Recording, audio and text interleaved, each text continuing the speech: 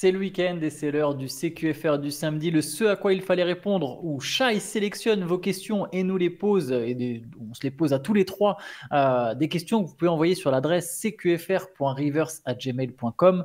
Mais avant de passer la parole à Shai, peut-être un petit mot de Théo qui veut nous présenter quelque chose, si je dis pas de bêtises. Et ce n'est pas le Ouais, MOOC. non, c'est pas le MOOC. Voilà. Pour ça, vous pouvez cliquer. C'est dans la description, tout ça. On vous l'a suffisamment dit. Même si effectivement, jusqu'à la fin du week-end, vous pouvez encore profiter des frais de port gratuits pour la France métropolitaine. Merci pour le lancement, Antoine. Non, je voulais simplement remercier. Si vous écoutez un petit peu Hoop Culture, vous êtes peut-être tombé sur un épisode dans lequel je présentais un album que j'ai beaucoup aimé, un album de rap français. C'est l'album de Flint qui s'appelle Monsieur Julien et je viens de recevoir mon exemplaire. Voilà, c'est un artiste indépendant, un rappeur français que j'aime bien et que je suis depuis longtemps. Mais cet album-là, pour moi, il est vraiment exceptionnel. C'est l'un des meilleurs albums de rap français que j'ai pu entendre dans ma vie. Et donc, je me permets de mettre un petit coup de projecteur sur ce disque parce que voilà, c'est un artiste indépendant. Nous, on est dans la presse indépendante, on sait que ça demande beaucoup de passion, beaucoup d'énergie et parfois un petit peu d'aide du réseau.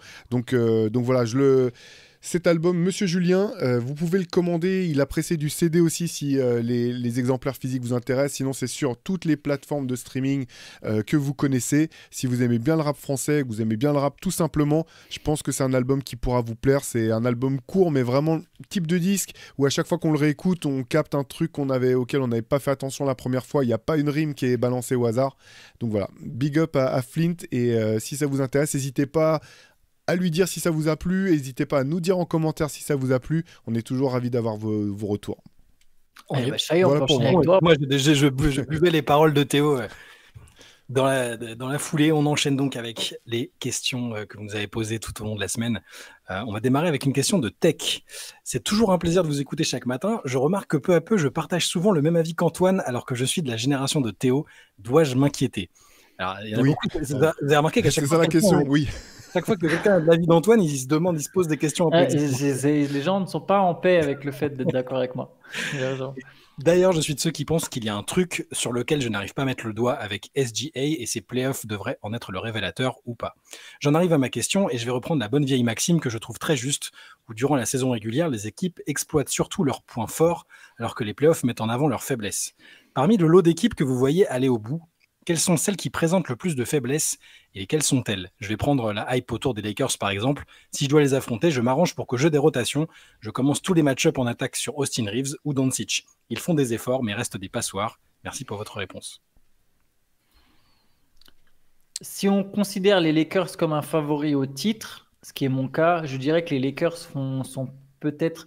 Attends, mettons-nous d'accord déjà. On considère qu'il y a combien de favoris au titre? C'est favori ou candidat? Parce que Je pense le qu'on peut, terme n'est pas tout à fait le même non plus, quoi. ça dépend. On peut peut-être mettre candidat, vraiment équipe crédible qui même avec un bon scénario. Par exemple, ce matin, Antoine disait que Milwaukee était pas du tout dedans, par exemple, à ses yeux.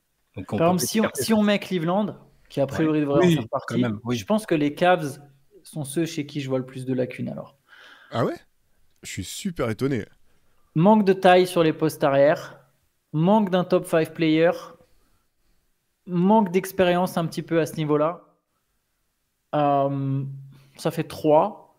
Pas mal. Après, les Lakers, je peux en trouver 3 aussi, en vérité. Parce que je pourrais dire manque de taille chez les Lakers, manque de taille à l'intérieur chez les Lakers, manque peut-être d'un pivot vraiment solide à un certain stade de la compétition, des joueurs susceptibles d'être exploités en défense. C'est les deux plus grosses lacunes que je vois sur les Lakers. Et par moment, peut-être l'adresse extérieure pour Los Angeles. Donc il y aurait 3 aussi pour Los Angeles. Après, ça dépend quelle valeur on accorde à certaines failles. Tu vois, il y a certaines failles qui peuvent peser plus que d'autres. Parce que les Cavs, c'est pas 3 grosses failles. Mais pour moi, de ne pas avoir un top 5 player, c'est un truc rédhibitoire. Parce que là, justement, c'est là-dessus que j'allais te challenger un petit peu. Pour moi, Donovan Mitchell, alors c'est pas tout à fait la même chose, top 5 player et first team All-NBA, mais pour moi, il a vraiment de plus que sérieux arguments pour être first team All-NBA cette saison. Mais parce que les Cavs sont forts. Si tu fais la liste des arrières, tu prends pas dans les 2 premiers arrières de la ligue quand même. Quoique peut-être, ça dépend si tu pour moi, ça se discute. cette saison, au vu de ses performances et de celles de son équipe, il est vraiment à la limite, en fait. Mais après, je sais que c'est un joueur clivant, hein, Donovan Mitchell. Mais pour moi, c'est quand même, il fait vraiment une saison très forte, avec des stats qui sont un petit peu sous-évalués parce que il a accepté la manière dont Cleveland joue, et donc il a un temps de jeu qui est moins important que par le passé. Et c'est un joueur qui, en playoff, a quasiment toujours répondu présent, en fait, avec capable d'explosion offensive vraiment importante et de faire gagner ne serait-ce qu'un match parfois à ses équipes. Donc je suis un peu... Bon, après, voilà. Après, je comprends... Répondu présent jusqu'à un certain stade. Jusqu'à un certain stade, en fait. Tu vois ce que je veux dire? Tu peux tourner à 30 points par match sur la première série. Je vais essayer de regarder en direct les séries où ils se font sortir, tu vois. La série où il se fait sortir, par exemple, contre Houston, ils prennent 4-1, il est à 21 points et 32% au tir. Ça, c'est en playoff, tu vois. Quand ils se font Je vais sortir... repartir l'an dernier. L'an dernier, je l'ai vu gagner des Oui, matchs. ouais. Ok, contre Orlando, ok, au premier tour. Mais malgré tout, en fait. C'est-à-dire que l'équipe, elle joue mieux. Elle est mieux coachée. Ils peuvent espérer avoir moins de blessés au moment de jouer ces match-ups. Moi, je pense que c'est vraiment un joueur qui peut faire la différence sur une série de playoffs. Mais je dis pas que ça sera forcément le meilleur. Si tu me dis que ça sera jamais le meilleur joueur sur le terrain à partir des finales de conférence, ça je peux l'entendre. Ça, je peux complètement l'entendre. Mais c'est une énorme faille pour être champion. Tu es champion sans avoir le meilleur joueur du terrain à partir des deux derniers tours, les deux plus importants. C'est pour ça que je dis que jusqu'à une certaine limite, je trouve que si t'as pas un mec qui va faire la différence, surtout on le voit en fait, c'est vérifié. Faire la différence avec le meilleur joueur, c'est pas la même chose, quoi. Ouais, mais c'est vérifié saison après saison après saison. L'équipe qui est championne, elle a l'un des tout meilleurs joueurs de la ligue, voire le meilleur joueur de la série quasiment à chaque fois, tu vois. Mais regarde, l'an dernier, en finale on NBA, parle pas juste d'aller loin. en finale NBA, les Celtics ont pas le meilleur joueur sur le terrain, en fait. Bah là, ça se discute. Ça se discute, franchement. Ça se discute que Tatum, à quel point il est loin de Doncic ou pas, tu vois. Mais c'est autre chose. Mais est-ce que c'est le meilleur, Mais joueur? en tout cas, c'est un top 5 player et c'est pas loin d'être le meilleur joueur sur le terrain. Et il y a une sacrée équipe autour, bien plus forte que celle des Cavs cette année, quand même. D'accord. Mais du coup, c'est pas simplement le fait d'être le meilleur joueur sur le terrain. Parce que c'est Moi, juste j'ai ça dit que je top 5 remettais player. J'ai dit avoir un top 5 player. C'était ça mon truc. J'ai dit les Cavs n'ont pas de top 5 player. Et Mitchell, il a toujours été bon en playoff, mais si tu regardes les séries où le Jazz fait sortir, il est toujours mauvais. Toujours mauvais. Alors oui, tu me diras, il a mûri aussi. Tu sais, à un moment, il passe un cap. Mais toutes les séries arrivent à un certain stade, ses pourcentages au tir, c'est jamais au-dessus de 43%. Je viens de checker. Tu vois, c'est... Donc il y a un moment quand même où ça pas calme. forcément le côté top 5, tu vois, je trouve que c'est compliqué. Si tu fais ton top 5, là, cette saison, top 5 des meilleurs joueurs... Je mets Tatum dedans. Mais non, mais enfin, je te mets pas au défi de le faire, mais c'est quoi du coup ton top 5? Là, oui, il y aurait Luka, il y aurait Jokic, Luka, Giannis, Tatum, et il y aurait certainement pas Mitchell. Je sais pas, ça serait peut-être Curry, ça peut être Shea, pardon, j'ai oublié Shea Gilgeous-Alexander. Tu vois, il y a quand même plusieurs gardes si on mélange pas que les arrières, mais meneurs arrière, parce qu'au final, il a la taille d'un meneur. Si on prend ces mecs-là, il y a quand même, je prends Doncic devant, je prends Shea Gilgeous-Alexander devant, je prends Curry devant. Je prends peut-être Jalen Brunson devant, tu vois, au final. On repose la même question l'an dernier, tu prends Jalen Brunson devant Donovan Mitchell. Là, ce qui t'influence, c'est la saison des Cavs, c'est pas le niveau, c'est pas Mitchell qui est plus fort que... je trouve ça dur, je suis pas sûr que l'an dernier, Jalen Brunson était forcément beaucoup plus fort que Donovan Mitchell. Tu vois, je pense que la question... Il finit 5e du vote pour le MVP, il est quoi? Il est au NBA, Brunson, l'an dernier. Je pense qu'une majorité, peut-être pas toi personnellement, alors dans ce cas-là, mais une majorité de personnes auraient pris Brunson devant Mitchell. Ça, c'est une question un peu de perception liée à la saison aussi, tu vois. Mais comme cette saison, en fait, Mitchell, il sera pris devant Brunson, en fait. Tu vois, si tu prends les teams All-NBA, il sera pris devant, en fait, c'est sûr. Donc, tu vois, c'est pas une valeur intrinsèque non plus. Il sera pas dans la All-NBA. Pardon, excuse-moi, je t'ai Vas-y. Il sera pas dans la première All-NBA. C'est pas sûr. C'est pas sûr. C'est pas sûr du tout. Ouais, moi, je pense qu'il a une vraie candidature pour être first team All-NBA cette saison, au vu des performances de son équipe et au vu de ses performances. Doncic n'est pas éligible, quoique tu as raison, il sera peut-être dedans. Ouais. Voilà, il y a le jeu aussi des éligibilités, mais je pense que cette saison, il a de bons arguments pour. Non, j'étais étonné que, en fait, j'étais surpris que la première équipe qui devienne à l'idée sur les faiblesses, ça soit les Cavs. Mais après, je comprends si c'est vraiment sur les favoris, parce qu'en fait, tu vois, même les Lakers, je les considère aujourd'hui comme des candidats, mais je les verrais pas comme des favoris, en fait. Tu vois, alors que je pense que les premiers. OKC comme Cleveland, du fait qu'ils sont premiers de leur conférence et la saison qu'ils ont fait, ils font partie des favoris. Donc c'est On peut-être peut leur pour ça trouver il y a des lacunes qui sont trouvables aussi chez ces équipes-là. D'ailleurs, OK, ici, ça peut être Bien sûr. l'expérience. Aussi, ouais. Bon, il y a que Boston finalement qui semble pas avoir d'énormes failles, d'énormes failles, qui sont même quasiment pas avoir de failles du tout, vu qu'on l'a vu cette équipe-là sous ce format la gagner. Donc, mais pour les autres, ouais, OK, ici sur l'inexpérience des très très très très grands rendez-vous, ça reste à voir avec petite interrogation autour de la deuxième option. Et sinon pour les autres, je suis assez d'accord avec ce que vous venez de dire. Moi, je suis plus pour Mitchell, je me rangerais plus du côté d'Antoine où j'ai du mal toujours à. Je suis peut-être injuste parce que même les périodes où il était très très fort, j'ai toujours eu du mal à franchir le cap avec lui, probablement par goût personnel. Donc, je dirais peut-être Cleveland aussi, même si j'aime bien leur équipe et qui vont pas. Je les vois pas se faire sortir tout de suite non plus. Hein. T'aurais dit Mais- qui, Théo, toi, par exemple? Non, en fait, j'ai pas eu le temps de réfléchir. J'ai directement enchaîné avec.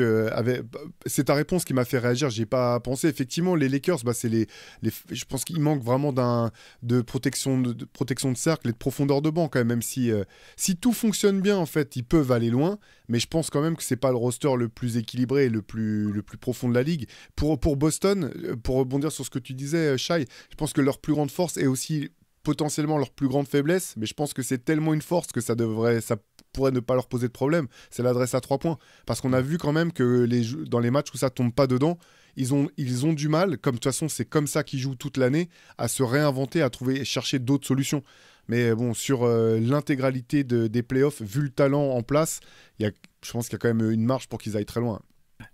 Après, des fois, tu peux avoir une seule faille qui est plus importante au final que trois petites failles. J'ai d'abord parlé des Lakers. Hein. C'est pour ça qu'après, j'ai voulu élargir à qu'est-ce qu'on considère comme favoris, pas favoris. Parce que si on prend que trois favoris, les deux premiers de chaque conférence et Boston, c'était là où je me tournais plus vers Cleveland. Je pense que Los Angeles, effectivement, c'est un peu particulier. Les Nuggets, on n'en a même pas parlé, mais il y a pas mal de failles. Tu vois, il y a des équipes, on les cite même plus vraiment. Les Knicks, Nuggets, aucun de nous deux les a cités, aucun de nous trois, pardon, les a cités. Pour les Nuggets, il y a un paquet. Pour le Thunder, j'aurais pu en rajouter. Pour un seul playmaker d'élite, un seul vrai play pur. C'est un peu dur. Hartenstein est un bon playmaker. Jalen Williams est un bon playmaker. Il y a des playmakers, tu vois, dans cette équipe. Juste, j'ai l'impression que quand les situations seront très tendues, qui d'autre que Shea va faire des différences? Ça peut être une question aussi pour OKC. Mais plus tard dans la compétition, peut-être. Je suis d'accord parce que Hartenstein, c'est ce que j'ai découvert, ce que j'ai toujours bien aimé le joueur, mais ce que j'ai découvert l'an dernier en playoff avec New York, c'était à quel point tu pouvais faire passer le jeu par lui. Mais c'est quand même de par sa position et son poste, c'est un playmaker secondaire en fait. C'est-à-dire que même si tu veux faire passer le jeu par lui, il faut déjà que tu arrives à lui donner la balle. Et il faut que derrière, autour de lui, ça soit suffisamment dangereux pour qu'effectivement, tu puisses t'en servir comme d'un playmaker. Donc, je pense que tu as raison là-dessus, sur ce côté un peu... Voilà, manque à la création potentielle, hein, encore une fois, parce que c'est une équipe très forte. Hein, personne ne sera surpris si elle est championne. Pour ce qui est de Denver, c'est pareil, je les aurais mis dans les candidats, mais pas dans les favoris, a fortiori vu le contexte actuel. Voilà, c'est un... De toute façon, il y aura les previews des playoffs qu'on vous fera. On reviendra en détail sur les lacunes et les points forts de chaque équipe, les favoris comme les outsiders. Je propose de passer à la deuxième question, très simple, mais pas si simple que ça d'y répondre. Question de Paul. Quel est selon vous le move le plus destructeur sur un terrain de basket? Ça peut être celui que vous avez vu, ça peut être dans un match amateur dans lequel vous avez joué, ça peut être à la télé, vous êtes dit ça, c'est vraiment le move que je trouve le plus imparable, destructeur. Avant, aujourd'hui, peu importe, c'est question libre. Alors tu penses que c'est un move dans l'absolu ou un move réalisé par un joueur en particulier? Ça peut être les deux, je pense. Ou alors le move que vous avez le plus souvent vu fonctionner dans des matchs, quel que soit le niveau.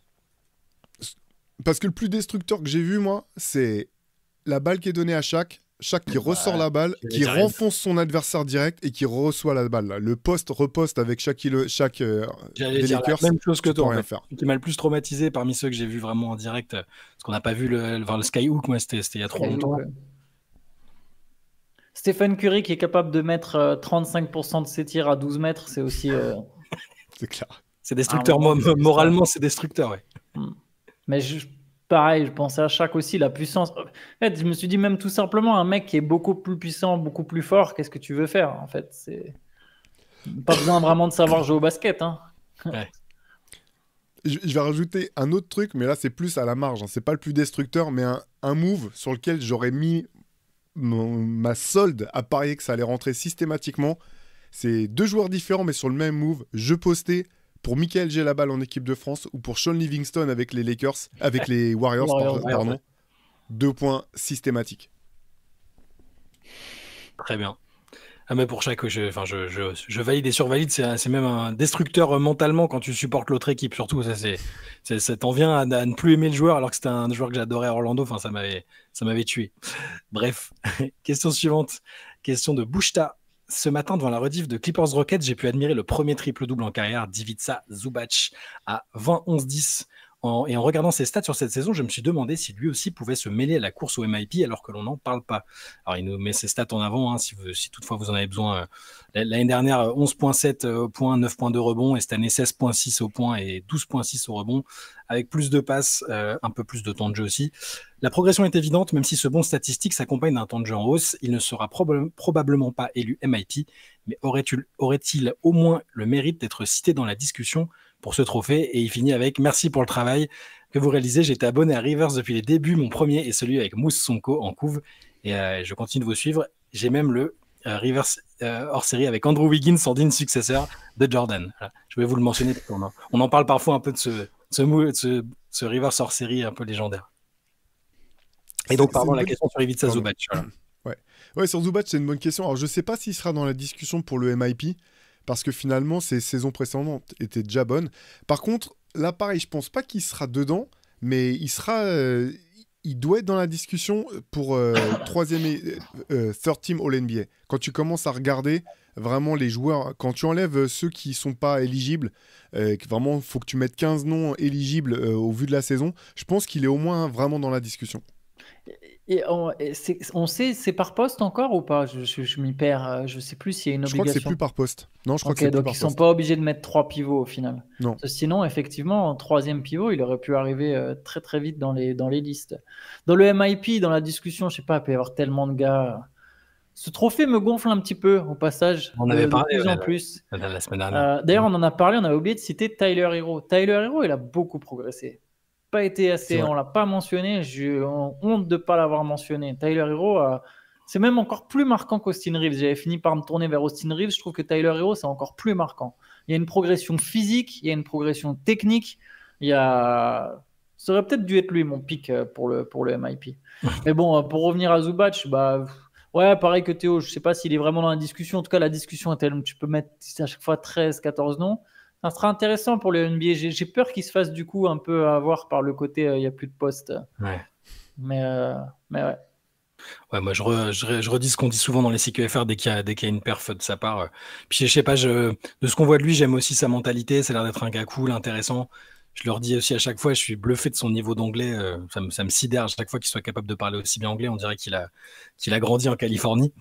Mais je sais pas s'il aura des votes pour les MIP, mais s'il y avait un trophée du joueur le plus sous-estimé un peu en NBA, je pense qu'il serait pas loin de le gagner encore cette année. Il est jamais blessé, tout le temps là, tout le temps performant. C'est de l'or d'avoir un gars comme ça. Ouais. Question de Will. Je reviens à la charge dans cette fin de saison régulière où vous n'avez Dieu que pour l'excellence, les performances incroyables, les trophées individuels et j'en passe. Alors que pendant ce temps-là, des franchises et des joueurs tentent de briller par leur médiocrité et leur manière insipide de traverser les saisons. Je parle évidemment des Sacramento Kings. Si vous pouviez répondre à mes nombreuses interrogations en vrac les concernant. Pourquoi avoir viré un coach qui a connu le succès avec Mike Brown? Pourquoi recruter des joueurs mid par excellence, DeRozan, Lavine, volés aux Bulls, ce qui leur a permis d'être plus sexy vraiment? Pourquoi laisser partir les seuls joueurs pépites de ton effectif, Fox, Haliburton avant lui? Mais comment est gérée cette franchise? Si vous avez une réponse, merci de perdre votre temps sur ma question. Moi, j'ai pas de réponse claire. Hein. Non, non plus. Je pense que le management est de toute façon mauvais. Vivek Ranadiv, depuis son arrivée, c'est mauvais. Hein. Quand ça part de tout en haut, en fait, sur les franchises, souvent. Bon, il a délégué, quoi. Monty McNair avait fait 2-3 trucs pas trop mauvais dans un premier temps. Je vous laisse jeter un œil à ce que pensent les proprios des Mavericks de certaines zones du monde. Ah oui. Comment ça devrait être réglé. Ça vous donne une idée des Mavericks. Des Mavs. Ah, des Mavs. Je parle des Mavs, ouais. Mais les Kings. Ça part de là-haut, oui, bien sûr. Ouais, quand je dis que ça part de là-haut, les franchises mal gérées. Et les Kings, Vivek Ranadive, on voit que c'est compliqué depuis le début. Au passage, je ne sais pas si vous avez vu cette rumeur, c'est assez fantastique. Je vous le partage, ça va devenir discussion de bar. Mais la fille de Vivek Ranadive, elle sort avec, comment il s'appelle, Jeremy Lamb. Jeremy Lamb. Okay. Il y en a beaucoup qui soupçonnent Jeremy Lamb d'avoir une influence sur ce qui se passe aux Kings. Mais et sinon, il y a eu un point important. Moi, je ne sais pas si vous vous souvenez, je pense qu'on était tous d'accord. Quand les Kings finissent 3e, on met un gros bémol quand même. Tu vois, c'est une saison un peu particulière à l'Ouest. Ça flambe un peu, mais tu sens que ce n'est pas une équipe qui va passer un cap. Et les Kings, je pense, se sont vus trop beaux après ça. Et là, derrière, court absolument avec cette envie de rester compétitif. Ce qui est bien, cela dit, ce qui est bien, ce qu'il faut, mais pas forcément en faisant les bons choix. Et quant à Fox, il allait se barrer, à mon avis. Et du coup, ils ont préféré le transférer avant qu'il se barre. Il y a peut-être moyen d'obtenir mieux quand même, par contre. Pour Fox, ils ont fait en sorte qu'il se barre, quand même. De ce qu'il a dit, il n'a pas arrêté de dire... Ils lui ont fait porter le chapeau du renvoi de Mike Brown, de Mike Brown, alors que manifestement, il l'a redit encore récemment, lui, il s'entendait très bien avec Mike Brown, quoi. Et qu'il n'avait jamais eu un problème avec le coach. Donc c'est effectivement un gros problème de management dans les choix, mais aussi dans la communication. C'est dramatique. Et tout de suite après le renvoi de Mike Brown, dans les médias, plusieurs journalistes se sont étonnés de dire, mais d'habitude, tout de suite derrière, tu dis non, mais c'est pas la star en fait qui a causé le renvoi du coach. Là, personne ne disait rien et ils lui ont vraiment fait porter le chapeau. Après, je partage ce que tu dis sur leur 3e place, Antoine. On n'y croyait pas tellement. Tu disais ça leur a pas permis de passer un cap. D'ailleurs, ils n'ont pas passé un tour même de playoff cette saison-là.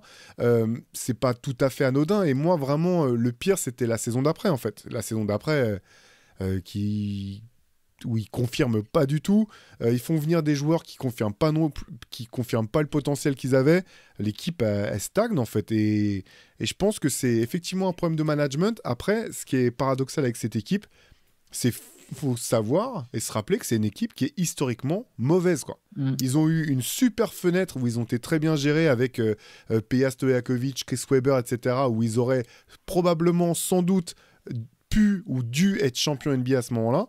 Mais derrière et avant, en fait, c'est une équipe qui a quasiment de tout temps été mal gérée, quoi. C'est dramatique. Pour moi, plus jeune, c'était comme les Clippers maintenant qui sont rachetés une image. Mais moi, quand j'étais plus jeune, les Kings ou les Clippers, c'était ce qu'il y avait de pire, en fait. Mais par contre, je comprends. Enfin, moi, j'ai fait partie de ceux qui étaient peut-être... je me suis pas assez méfié, je me suis emballé... non pas que je les imaginais être des contenders très, très rapidement après leur saison, leur saison 3e. En fait, plus que la saison régulière qui a été bonne, parce qu'on sait que ça arrive parfois des équipes qui arrivent à finir plus haut que ce que leur vrai niveau devrait leur permettre. Moi, c'est la série contre les Warriors. Je les avais trouvés vraiment intéressants. Il y avait l'électricité autour de la franchise, le public qui avait été sevré de bon basket pendant des années. Fox, que je l'avais trouvé très bon dans cette série, il leur avait posé beaucoup de problèmes. Et je m'étais dit, je les imaginais pas non plus aller gratter pour le titre derrière, mais au moins être en mesure de s'installer en continuant de travailler bien. Ça nécessitait du boulot, hein, mais et c'est pour ça que j'étais un peu déçu que ça retombe comme ça et que les choix derrière fassent que c'est une équipe mid. Hein, c'est ce que dit Will dans sa question. C'est tous les choix, c'est des choix mid, quoi. Tu sais, en fait, on a mal lu parce que cette série, en fait, les Warriors sont champions en titre à ce moment-là, mais les Warriors, ils sont pas ouf. Ils prennent 4-0 par les Lakers derrière ou 4-1. Tu vois, et c'est les Lakers qui ont terminé 7e, qui leur mettent un 4-1 aux Warriors. C'est des Warriors mid, pour le coup. C'est des Warriors mid, mais avec Stephen Curry. Et les Kings perdent cette série contre une équipe mid. L'ironie, c'est que la saison d'après, ils sont pas mauvais, les Kings. Ils font quasiment le même bilan. Sauf que tout l'Ouest, en fait, leur saison, ils sont 3e. C'est un creux à l'Ouest. Les Grizzlies sont 2e, sortent aussi au premier tour. C'est un espèce de creux à l'Ouest, une espèce de transition.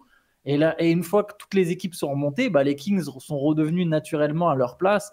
Et aujourd'hui, en plus, je ne vois pas vraiment de grosses perspectives d'avenir. Le joueur qui avait un peu de potentiel, Keegan Murray, c'est inquiétant. C'est même pas il stagne, il n'est pas passé le cap, quoi. Mais il régresse même par rapport à la saison dernière, statistiquement parlant. Tu vois, il est revenu à ses stades de sa saison rookie avec des moins bons pourcentages. Et là, de toute façon, il pourra pas. Maintenant, il y a trop de ballons qui sont pris par DeRozan et la ligne de toute façon pour qu'il puisse continuer à se développer. En fait, c'est ça qui est qui est un peu qui est problématique, parce que je pense que c'est vraiment problématique quand systématiquement ou de manière répétée, il y a des joueurs soit qui viennent de chez toi, comme Kylian Murray, soit des joueurs que tu as fait venir et qui stagnent, voire qui régressent, c'est qu'il y a un problème structurel, je pense. Ouais, je me souviens le moment où je me suis dit peut-être que en fait ça va vraiment redescendre dans la médiocrité. C'est quand sur le play-in de l'année suivante du coup de leur bonne saison, ils perdent contre New Orleans où il manque des gros joueurs. Il n'y a même pas Zion. Il n'y a pas Zion. Est-ce qu'Ingram était là? Je ne sais même pas si Ingram je crois qu'Ingram joue.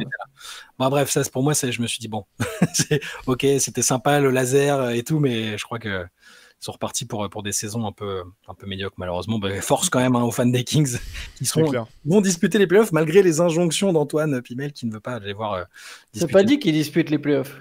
Le play-in, pardon. Ah oui, le play-in, oui.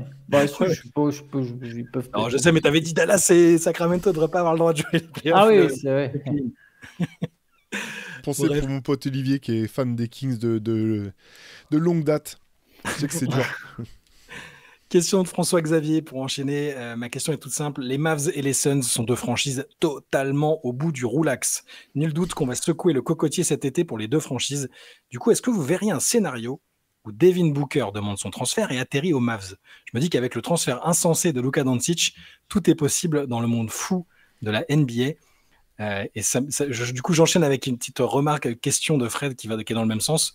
Ne pensez-vous pas que grâce à Nico Harrison, on est entré dans l'ère de on peut faire des trucs couillus, c'est le moment ou jamais, ce ne sera jamais pire que ce qui a été fait avec Dallas. Jenkins et Malone virés avec ce timing coup sur coup, c'est du jamais vu. Voilà. Donc, en gros, est-ce que peut se passer un truc inattendu comme ça, improbable entre un trade entre équipes qui partent un peu en sucette? Bah là, entre les deux, si les Mavs arrivent à extirper Devin Booker, chapeau, hein, je pense que ça peut changer la legacy de Nico Harrison, mais je vois pas, pour le coup, je vois pas Phoenix, si tu traites Devin Booker, j'ose espérer qu'ils vont pas faire comme ce que les Mavs ont fait, quoi. Tu vas demander tout, quoi. Tu viens, tu dis on envoie un camion, vous occupez pas, laissez la porte ouverte, on se chargera de prendre ce qui nous intéresse, quoi. Et de l'autre côté, tu dis oui, ok. Sinon c'est pas possible, donc non, je pense pas, je vois pas comment Devin Booker peut arriver à Dallas, mais non, ça je vois pas, non. Voilà, un trade de Devin Booker, pourquoi pas, mais pas à Dallas.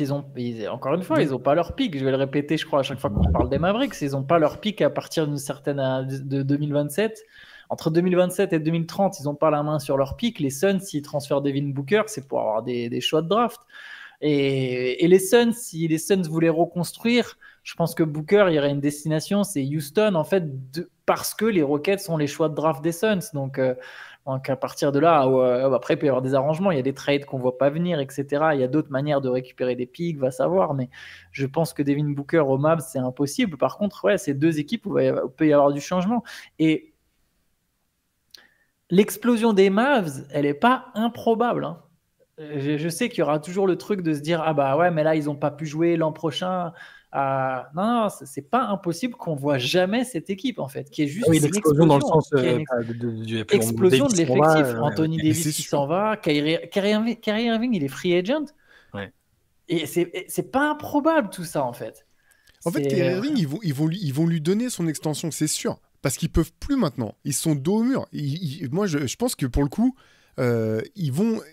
Kyrie Irving, ils vont le garder parce qu'ils vont être obligés en fait de le garder. Ils n'auront pas le choix. Mais par contre, ça veut dire, je suis d'accord avec toi Antoine, parce que regarde, la saison prochaine, il va pas jouer Kyrie.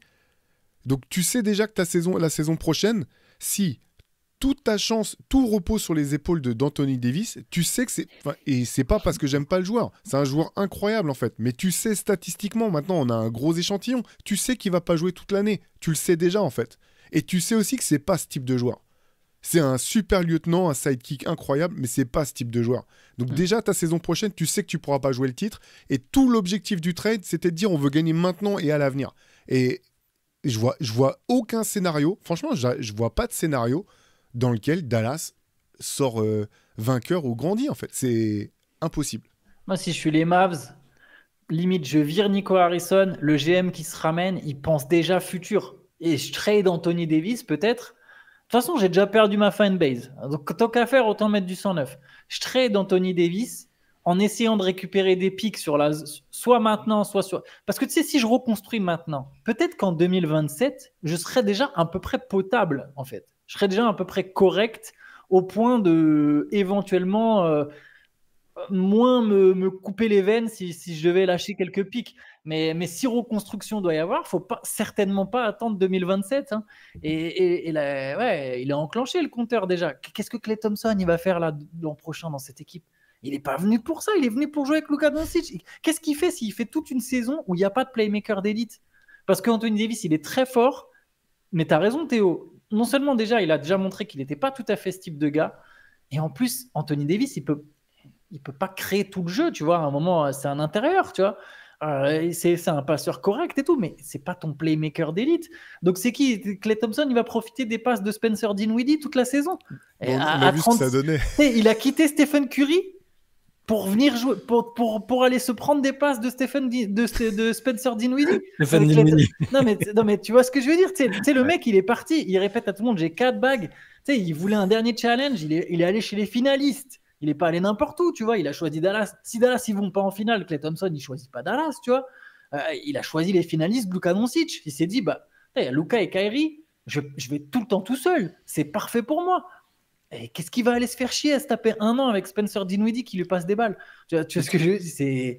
Et ce qui est dramatique, en fait, c'est qu'à ce stade de sa carrière, de toute façon, ça diminue sa valeur, même pour son équipe, en fait. Oui. Parce que tu peux pas t'en servir. Tu peux pas. Là, actuellement, tu peux pas te servir de Klay Thompson comme tu pensais que tu allais t'en servir et pour les raisons pour lesquelles tu lui as donné cet argent pour le faire venir, en fait. Tu peux pas, en fait. Tu as besoin de Kyrie et de Luka sur le terrain pour t'en servir comme ça. C'est... Non, mais ça a aucun... Je suis désolé, on en revient tout le temps là, mais ça a aucun sens, en fait. Ça a juste aucun sens. Et honnêtement, tu sais, les Fire Nico, là, déjà, c'est dramatique. Le match contre les Luka, tu savais qu'il y en aurait. Mais tu vas voir l'an prochain, mois de janvier, Dallas contre je sais pas quelle équipe, Dallas-Charlotte avec Dallas qui est mené de 15 points, tu vas en avoir des Fire Nico en fait. C'est un truc qui va rester si tout c'est le pas temps. déjà fait virer d'ici là. Non, bien sûr, mais s'il est là, tout le temps en fait. C'est un truc, ils vont avoir tout le temps à porter ce truc-là, quoi. Ça va être un gimmick un peu partout. C'est pour ça qu'il faut à un moment, ils vont juste se dire, moi, je pense d'ici 12 mois, maximum, Nico Harrison, il n'est plus à la tête des Mavs. C'est pas possible de le garder en fait. Financièrement, ils sont en train de couler. L'équipe, elle a plus aucun intérêt. Sportivement, ça va couler. Et comme tu l'as dit, ça va traîner, ça traîne. Ils essayent déjà de s'en défaire d'ailleurs un peu de ce truc. Et après, rappelons un peu ce qu'ont fait les Mavs après le trade de Luka Doncic. Ils postaient des vidéos où ils masquaient Luka Doncic, ils floutaient Luka Doncic sur les vidéos. Ils se sont défendus en mode oui, mais comme c'est plus un mec sous nos contrats, c'est pas vrai. Il y a plein de franchises, quand elles ressortent des vidéos, tu vois leurs anciens joueurs. Donc c'est pas vrai. Ils se sont masqués derrière ce truc-là. C'est pas vrai. Les Hornets, ils ont refait des vidéos, tu vois des anciens de leur équipe, ça pose aucun problème. Donc ils ont tout fait pour se déconnecter à tout prix de Doncic en mode non, mais on n'y croit pas à ce gars-là. Là, ils ont déjà commencé à faire la marche arrière. Heureusement, d'ailleurs. T'imagines s'ils n'avaient pas fait un bel hommage à Doncic. Ils lui ont préparé une vidéo, il y avait des t-shirts, etc. Ils ont recommencé à essayer de... Pour moi, c'est même un premier pas pour reconnaître ok, on s'est planté. Il faut un redémarrage. Les joueurs, ils n'en peuvent plus. Ils le disent ouais, on nous rappelle constamment ce trade. Même Anthony Davis, qu'est-ce qu'il va faire à Dallas? Tu vois, à un moment, faut qu'il y ait un redémarrage. Moi, je ne serais pas surpris que cet été, les Mavs se disent allez, table rase, on recommence. T'es juste que tu parles de la vidéo là où ils ont flouté son visage. Et à un moment, tu crois que c'est pas un problème si t'arrives pas à trouver suffisamment d'images, de highlights de ton équipe sur lesquelles il n'y a pas le mec que tu viens de trader? C'est pas qu'il y a un problème. Ouais. En attendant, vous parlez pas assez des très bons conseils de Spencer Dinwiddie en matière de Bitcoin, crypto-monnaie et autres. Je pense que ça, Klay Thompson, il regrette pas d'être venu rien que pour ça. Un joueur qui avait quand même essayé avec son contrat de mettre des clauses avec des crypto-monnaies et tout. Bref, c'est un animal particulier, Dinwiddie. Bref, après cette page sur les Mavs, question de Bob qui s'en prend directement à Antoine. Tu verras, Antoine, tu vas devoir répondre à quelque chose. Régulièrement, Antoine dézingue ces derniers temps certaines équipes qui font du tanking en se désolant des 5 de départ avec des joueurs inconnus. Vous avez aussi récemment évoqué l'utilité de la G-League et de son niveau médiocre. Je ne comprends pas bien cette attitude. Si on faisait un parallèle avec l'Europe, c'est comme si on disait que l'Euroleague est la seule compétition valable et que tous les championnats nationaux sont inutiles. Et je ne parle même pas des divisions pro en dessous.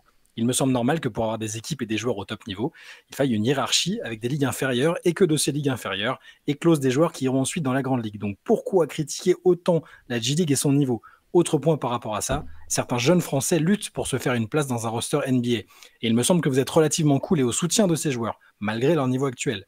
Mais apparemment, ces Français n'arrivent même pas à rivaliser avec ces mêmes illustres inconnus, actuellement alignés par des équipes comme Philadelphie ou le Jazz, puisque des joueurs comme Killian Hayes restent sur le flanc. Du coup, j'ai du mal à comprendre votre positionnement. Si ce sont des Français, on les soutient, et si ce sont des joueurs niveau J-League, on se moque gentiment d'eux parce qu'ils n'ont pas le niveau NBA. Voilà. Alors, ça a commencé avec toi, mais c'est vrai que ça nous inclut. Mais déjà, c'est une mauvaise compréhension de ce qu'on dit, en fait, parce qu'on dézingue jamais les équipes, on dézingue pas le tanking. Pareil, ni les joueurs qui jouent, en fait. Et d'ailleurs, la comparaison avec l'Europe, elle tient pas parce que c'est des ligues fermées aux États-Unis. Donc, c'est pas des ligues inférieures dans le sens il y a des montées descentes et on aurait un nivellement presque logique. Bah oui, tu as des équipes plus haut, etc. C'est pas des divisions, ça marche pas comme ça. La J-League, on souligne, on pointe du doigt son niveau faible. Notamment quand les plus gros moments où on le fait, c'est souvent quand on ne comprend pas pourquoi les Français parfois s'entêtent à vouloir rester en J-League plutôt que de retourner en Europe. Mais sinon, quand on dit des effectifs de J-League, c'est plutôt humoristique, c'est une petite pointe d'humour et on comprend tout à fait le tanking. Je veux dire, à un moment, il y a des franchises, le meilleur moyen d'obtenir une superstar, c'est la draft. Si tu es Charlotte, tu ne vas pas signer de free agent. S'il y a un trade d'une grosse star, tu ne seras jamais sur la destination préférentielle, à part si le mec est originaire de Caroline du Nord et qu'il veut absolument rentrer chez lui. Charlotte, le meilleur moyen, c'est la draft. Donc à un moment, bah oui, tu dois drafter, bah tu maximises tes chances. On dézingue pas le tanking. Et je sais pas, et je comprends même pas vraiment le truc sur le niveau de la J-League. On souligne, oui, c'est une ligue, c'est pas une ligue de très haute qualité, la J-League, en fait, de toute façon. Parce qu'en fait, elle n'est pas faite pour ça. Elle n'est pas faite pour être un championnat. En fait, c'est pas un championnat, c'est comme une salle des dangers pour les jeunes joueurs. C'est-à-dire que si demain l'équipe de San Antonio envoie un joueur qui veut le développer pour en faire quelque chose de précis dans leur équipe de J-League, ils peuvent demander au coach, voilà, nous on veut que tel joueur il touche la balle tant de fois par match. Et en fait, on s'en fout qu'on gagne ou qu'on perde. Nous, on veut développer le joueur. Donc, trouver un système autour pour qu'il puisse avoir les ballons. Et bien sûr, après, tu essaies quand même de gagner dans ce contexte-là. Mais le plus important, c'est pas d'être champion de J-League. L'équipe qui est championne de J-League, qui était champion de J-League l'an dernier? J'en ai aucune idée de qui était champion de J-League. Toi, je sais qu'Ousmane Dieng a été MVP de J-League parce que c'est un joueur français. Et que certains joueurs, voilà, on sait qu'ils ont été MVP de J-League parce que ça a tapé dans l'oreille. Mais en fait, c'est pas un championnat qui est fait pour être compétitif. Donc, si les joueurs, en fait, s'ils restent en J-League sans qu'il y ait un plan de carrière bien établi et qu'ils y restent trop longtemps, comme tu disais, Antoine, ça ne sert pas à grand-chose. Si les équipes s'en servent juste comme ça en disant bon bah va jouer et qu'il n'y a pas un plan de développement de leurs joueurs, ça n'a pas d'intérêt non plus. Et on voit en fait, c'est pas un hasard. Il y a des équipes, on le sait, qui savent très bien se servir de ça, comme ce que c'est une ligue de développement, qui est là pour développer des joueurs, développer des entraîneurs, parfois même tester des systèmes de jeu, tester des manières de s'entraîner. C'est comme un entraînement en live, quoi, en vrai. Et c'est ce que tu disais, Antoine, c'est pas un championnat comme championnat de France en termes de qualité de jeu. Je parle pas de qualité de joueur forcément, mais en termes de qualité de jeu proposé, je pense que c'est au-dessus de la J-League en fait. Si tu regardes ce que les équipes vont proposer en attaque, en défense, etc., c'est pas fait pour la même chose en fait. C'est pas la même, elles ont pas la même vocation ces ligues. Ah, c'est ça. Et donc le vainqueur de la saison précédente, c'est bien OKC Blue. Le fait que le MVP de la saison régulière, parce que le MVP des finales, c'était effectivement Ousmane Dieng. Le MVP de la saison régulière a toujours, quasiment historiquement, toujours du mal à trouver sa place en NBA derrière. Là, c'était Mac McClung. Alors, il le ressort tous les ans pour le concours de dunk, mais c'est vrai qu'il n'a pas beaucoup sa chance. Alors, il était dans la franchise, il était avec Osceola, c'était Orlando, là, ouais. Mais ouais, bon, je suis assez d'accord. Le fait que ce soit une ligue fermée aussi, ça joue dans cette estimation-là, forcément. Ça n'empêche pas aussi qu'il y a parfois des belles histoires, enfin des joueurs qui ont un peu végété dans le sens péjoratif en J-League, mais qui ressortent et qui apportent quelque chose d'autre en NBA. Il y en a qui arrivent à se fixer comme ça aussi. Hein, mais voilà. Bonne réponse, Antoine, après cette attaque terrible. Non, mais merci pour la question, parce que c'est vrai qu'on parfois on peut se moquer un peu, c'est plus pour l'humour qu'autre chose. Question suivante, question de Lilius. Je viens de voir Yukon et Paige Bakers rouler sur le tournoi NCAA et suis impressionné par le talent et la maturité de cette joueuse. Je pense qu'elle deviendra une grande joueuse WNBA et me demande quel est son potentiel par rapport aux autres jeunes joueuses comme Caitlin Clark, Juju Watkins, Lauren Bates, Cameron Brink, ou même les 2 meilleures joueuses du monde actuelles, Nafisa Collier et A'ja Wilson. Quel est votre top 5 des meilleures joueuses d'avenir, ou autrement dit, quelles seront les meilleures dans 5 ou 10 ans avec les jeunes actuels? On s'entend qu'on ne connaît pas encore toutes les joueuses. Et si vous voulez faire un peu de zèle, pourquoi ne pas faire la même chose avec les gars et la NBA, avec les Wembanyama, Flag, Doncic, Edward, Tatum, Dibanza, etc. On va te laisser commencer. Ouais, ouais. Antoine, si t'es chaud, sinon j'allais laisser moi j'ai juste un truc très simple. Je pense que Clark, elle est sous-estimée même sur son potentiel futur. Et j'adore Bakers, mais Caitlin Clark, c'est une dinguerie. Après, je connais pas assez le basket féminin, mais dans 5 ou 10 ans, Caitlin Clark, elle sera pas très loin de... Elle sera soit tout en haut, soit deuxième ou troisième, mais elle sera très haut. C'est mon point de vue sur ce que je vois de Caitlin Clark. Par contre, moi, je trouve que Paige Bueckers, c'est aussi une dinguerie pour le coup. Donc, les deux seront très, très, très hauts. Pardon, Antoine, je partage ton avis sur Caitlin Clark au passage, mais vas-y, je te laisse la parole. Ouais. Non, mais j'allais dire que oui, pour Clark, évidemment, si on doit faire un top 5 des joueuses d'avenir, évidemment qu'elle est dedans, elle est déjà incroyable et je pense qu'elle le sera encore plus dans 5 ou dans 10 ans. Après, pour les autres, juste pour le cas spécifique de Bakers, moi, ça fait 5 ans que je considère que c'est la meilleure et que ça doit être la meilleure parmi cette classe de joueuses qui est incroyable, qui débarque petit à petit. Les Cameron Brink, que j'adore, dont j'ai déjà parlé pas mal de fois. Juju Watkins, c'est encore jeune, elle a encore 2 saisons à faire en NCM, elle sera aussi dans les meilleures joueuses. Et dans 5 à 10 ans, il y aura toujours...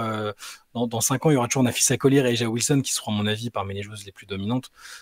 Et dans les noms que tu as cités, Lauren Bates, je pense que c'est très, très, très, très fort aussi. Elle sera peut-être pas top 5, mais parmi les intérieurs, c'est un double maître qui a des mains et plein d'autres qualités, donc je la mettrai dedans. Si je dois hiérarchiser, j'ai presque toujours considéré que Paige Bueckers devait être la numéro 1 à terme, parce qu'elle est plus complète, je trouve, que Caitlin Clark, mais Clark est déjà un talent tellement exceptionnel et phénoménal que ça ne veut pas dire que Clark va moins gagner que Bueckers, ou juste si je devais choisir vraiment flingue sur la tempe, peut-être que je mettrais Bueckers dedans dans des prévisions futures, avec le petit bémol qu'elle a connu plus de pépins physiques que Caitlin Clark. Mais voilà, le top 5, moi je mets peut-être parmi les jeunes actuels, Cameron Brink dedans pour le côté plus défensif, mais qui sera aussi une joueuse all-around. Et voilà. Mais après, pour les gars, je sais pas, les gars, si vous voyez un top 5 dans 5 à 10 ans des joueurs, ce qu'on met bon, je pense que tout le monde est d'accord pour mettre Victor Wembanyama, que ce soit dans 5 ou dans 10 ans, dans le top 5 des joueurs. Même premier, oui, c'est sûr. Mais il y aura encore du Doncic, tout dépend si c'est 5 ou 10 ans aussi, quoi. Mais oui, il y aura les joueurs qui ont été listés, je pense. Ouais, et après, pour les universitaires, c'est dur. Hein. Moi, quand je continue, je trouve que Cooper Flag, bien sûr, il a tout pour être premier de la draft.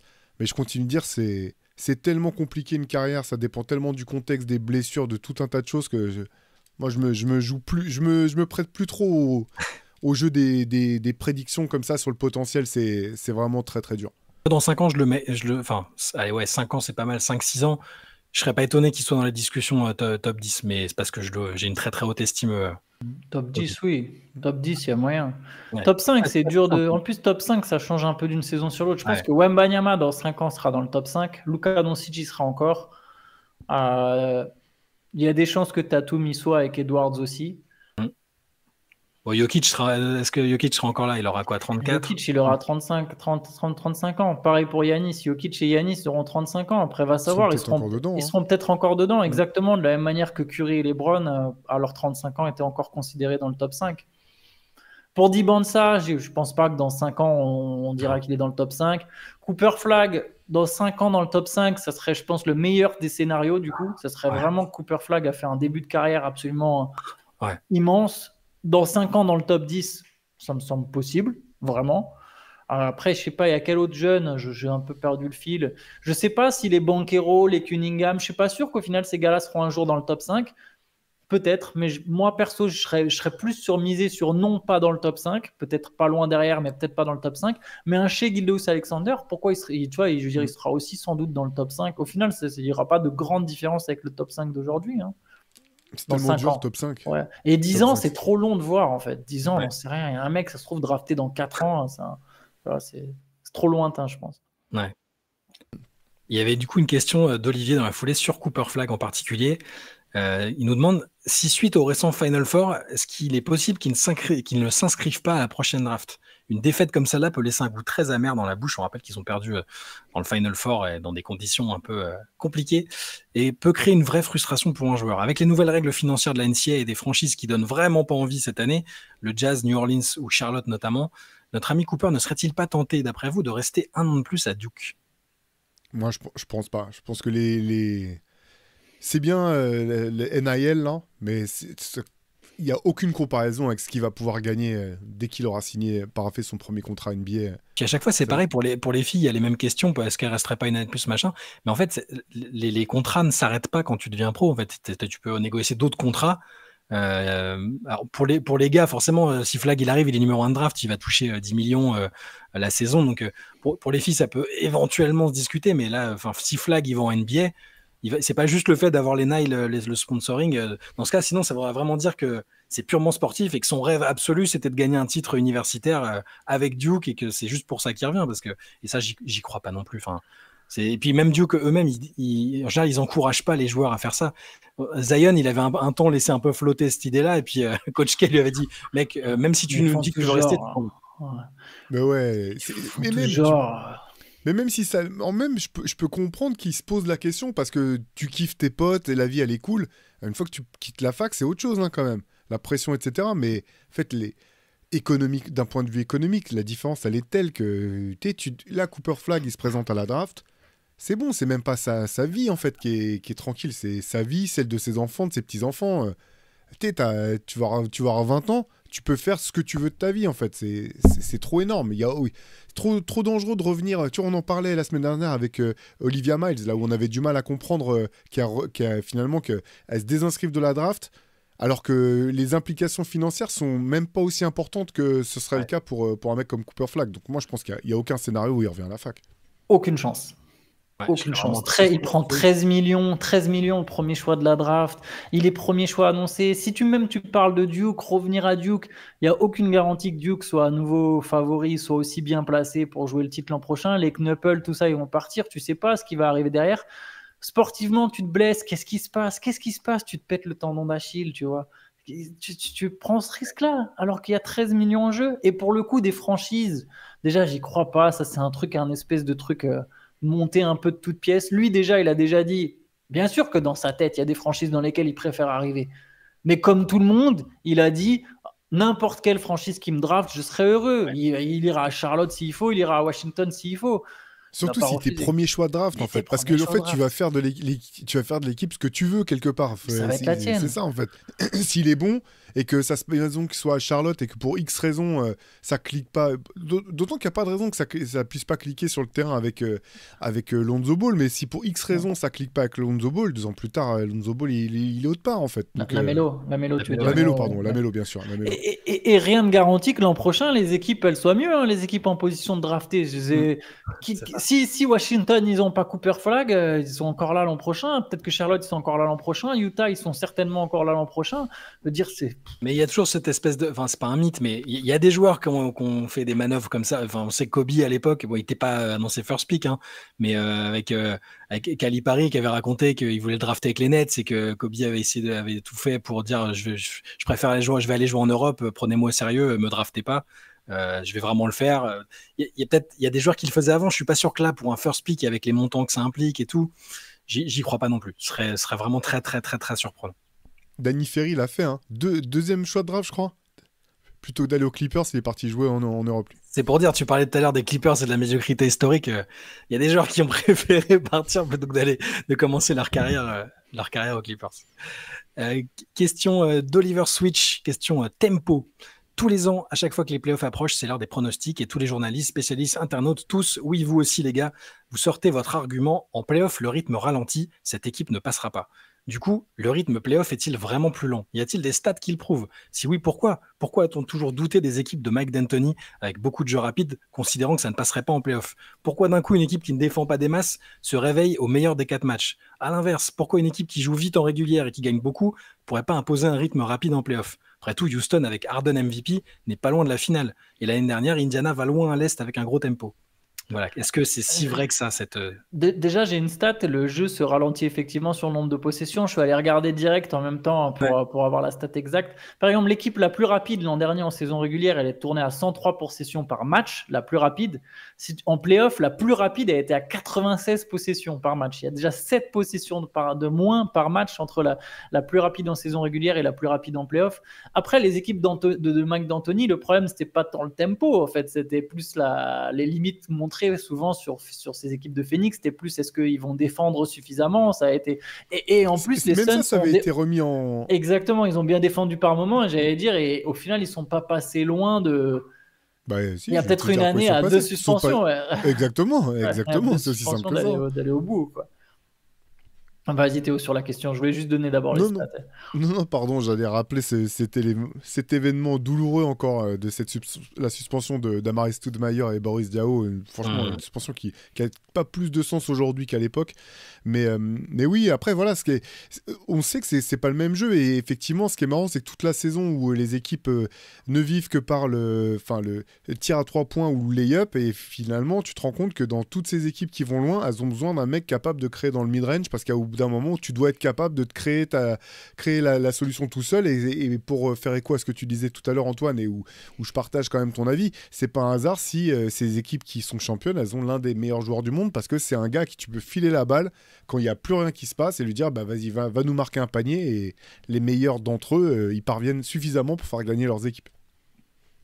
Mais après, c'est pas tellement que oui, le rythme se ralentit, moins de possession et tout, mais c'est une compétition différente presque. On le voit chaque année. Il y a plein d'équipes qui finissent en tête de leur conférence ou qui ont présenté un certain visage en saison régulière et qui sont pas pareils en playoff parce que ça défend plus dur, parce que le terrain paraît presque plus petit. Enfin, il y a plein de choses qui font que c'est logique de considérer, ou en tout cas d'imaginer qu'une équipe va être peut-être moins efficace, moins à l'aise offensivement, plus en difficulté en défense. C'est pas pour dire que c'est une vérité absolue à chaque fois, mais on le dit, les coachs, les joueurs le disent eux-mêmes, les playoffs, c'est un animal différent, ils disent même à chaque fois, c'est tellement... Et c'est pour ça, c'est pas pour dire forcément une équipe qui joue comme ça n'y arrivera pas en playoff, ou forcément eux ils se réveilleront en playoff. Il y a aussi l'espèce de légende du bouton activé en playoff, et finalement c'est de moins en moins évident. Ça arrive de temps en temps, mais c'est quand même de moins en moins vrai aussi, ça.